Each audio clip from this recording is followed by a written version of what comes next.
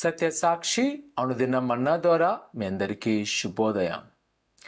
నేటి యొక్క వాగ్దానము 1వ దశల పత్రిక 5వ అధ్యాయము 16వ వచనం. ప్రతి విషయమునందు కృతజ్ఞతాస్తుతులు చెల్లించుడి. ప్రియకుమార అక్కమాతే ఈ ఉదయకాల సమయంలో మన ముందు చాలా సవాళ్ళు ఆందోళనలు ఉన్నాయి.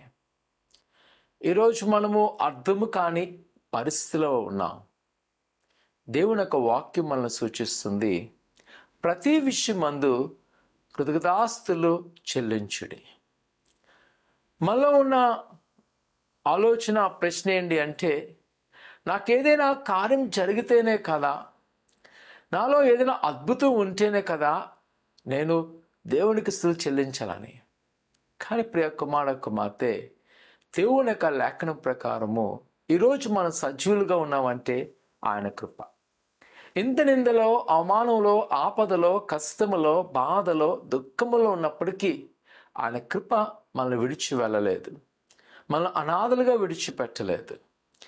ఆయన కృప ఎలాగుందంటే, మన చుట్టూ అనేక మంది శత్రువులు మనల్ని నిందించడానికి, వేధించడానికి, బాధించడానికి, హింసలు పెట్టడానికి ఉన్నప్పటికీ అవి ఎన్నడూ మనల్ని దాటివేయలేదు, మింగివేయలేదు.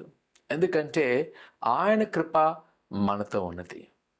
ప్రియకుమార అక్కుమాతే, ఈ ఉదయకాల సమయంలో దేవుని యొక్క వాక్యం ద్వారా నీకు కలిగిన ప్రతి విషయాన్ని బట్టి ప్రభువుని స్తుతించు, ప్రభువుని కనపరచు.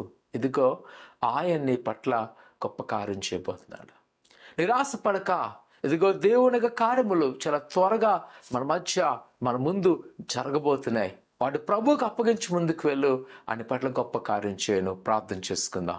పరిశుద్ధుడా, ఘనమైన దేవానికి ఉన్నారు. నీ బిడ్డలేని వారు మీరు జ్ఞాపకం చేసుకొని, ఇదిగో ప్రభా నిజమే అని మాకు ఇచ్చిన జీవాన్ని బట్టి ఉన్నారు, మాకు అనుగ్రహించిన వనరులను బట్టి ఉన్నారు, మా ఆపదలో మమ్మల్ని రక్షిస్తాన్ని బట్టి ఉన్నారు. ప్రభా నీకే మా కృతజ్ఞతాస్తుతులు. ప్రభా నువ్వు దర్శించండి, బలపరచండి, నీ కృపను మాపై విస్తారపు చెప్పి దీవించమని యేసు అడుగుతున్నాం తండ్రి, ఆమేన్. అనుస్తుతించండి. ప్రభుని పట్ల గొప్ప కార్యం చేయను గాక. ఆమేన్.